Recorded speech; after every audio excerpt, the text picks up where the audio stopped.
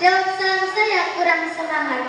Mentang-mentang saya bukan anak Pak Lurah, jawab salam saya kurang meriah. Assalamualaikum warahmatullahi wabarakatuh.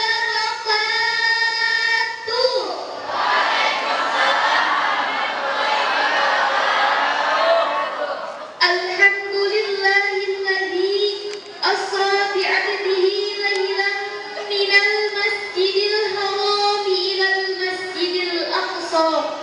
Asyhadu an la ilaha illallah wahdahu la syarika lah wa asyhadu anna sayyidana Muhammadan abduhu wa rasuluh. Allahumma salli wa sallim ala sayyidina Muhammadin. Allahumma salli ala sayyidina Muhammad wa ala ali sayyidina Muhammad wa ala alihi wa sahbihi ajma'in. Amma ba'du. Marilah kita panjatkan puja beserta puji syukur atas kehadirat Allah Subhanahu wa taala. Tuhan yang maha besar, Tuhan yang maha esa, la syarikalah, tiada sekutu baginya, yang telah memberikan kita beribu-ribu macam nikmat, berjuta-juta macam nikmat, dari nikmat yang terkecil hingga nikmat yang terbesar, yakni nikmat iman, nikmat Islam, serta nikmat sehat walafiat, sehingga kita dapat berkumpul dan berwajah di tempat yang insya Allah dimulakan oleh Allah Subhanahu wa taala. Amin, amin ya rabbal alamin. Salawat bermahkotakan salam tak lupa kita curah limpahkan kepada Nabi yang mulia yang dimuliakan oleh yang maha mulia, Nabi yang agung yang diagungkan oleh yang maha agung. Siapakah beliau? Beliau yakni Rasulullah sallallahu alaihi wasallam. Allahumma shalli ala sayyidina Muhammad wa ala ali sayyidina Muhammad. Sebab jasa beliaulah kita dapat membedakan mana yang hak dan mana yang batil, mana yang halal dan mana yang haram, mana jalan menuju surga dan mana jalan menuju neraka. Yang kami hormati pimpinan Pondok Pesantren Al-Quran Fatimiyah, Dr. Kiai Haji Mulyadi Effendi MA, beserta Umina tercinta Umi Haja Inaya Maulida SE. Teriring doa semoga beliau dipanjangkan umurnya, dilancarkan rezekinya, dan dijadikan anak-anaknya menjadi anak yang soleh dan soleha. Amin, amin ya rabbal alamin. Yang sama-sama kami hormati jajaran para alim ulama, para umaroh, para hujjaj, para bapak dan ibu guru yang namanya tidak dapat kami sampaikan satu persatu, namun tidak mengurangi rasa hormat dan takzim kami. Pada kesempatan yang mulia ini, izinkanlah kami bertausiah agama yang bertema Hikmah Isra dan Mi'raj. Hadirin hadiroh rahimakumullah.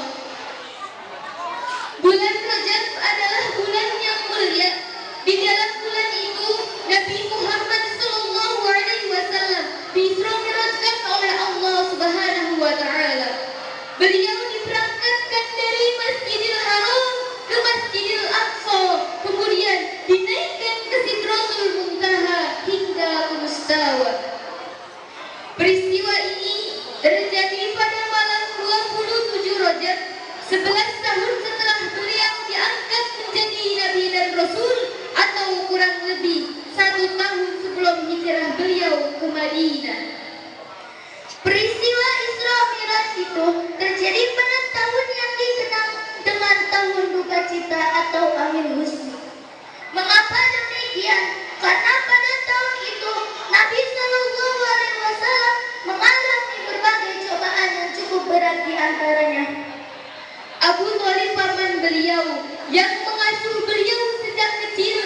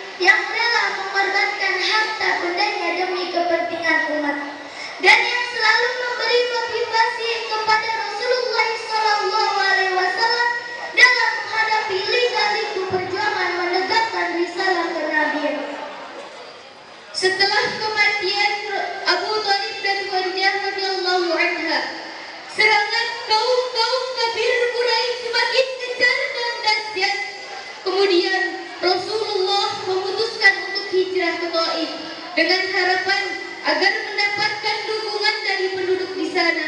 Karena kebetulan 3 kepala suku di Taif masih ada hubungan kerabatnya dengan Rasulullah. Akan tetapi harapan itu jauh dari kenyataan. Bahkan yang terjadi malah sebaliknya. Rasulullah diusir dari Taif. Beliau dilempari batu hingga kaki sampai kepala beliau berdarah-darah. Ibu-ibu yang awet muda, Bapak-bapak yang awet tua, santriwan santriwati penerus bangsa.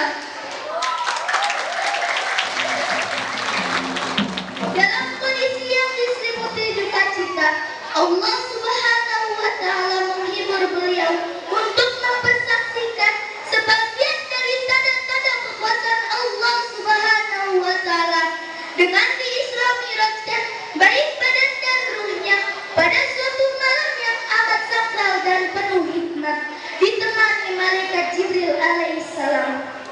Peristiwa ini sebagaimana Allah Subhanahu wa Ta'ala menerangkannya dalam Al-Quran surat Al-Isra ayat 1. A'udzu billahi minasyaitonir rajim. Bismillahirrahmanirrahim.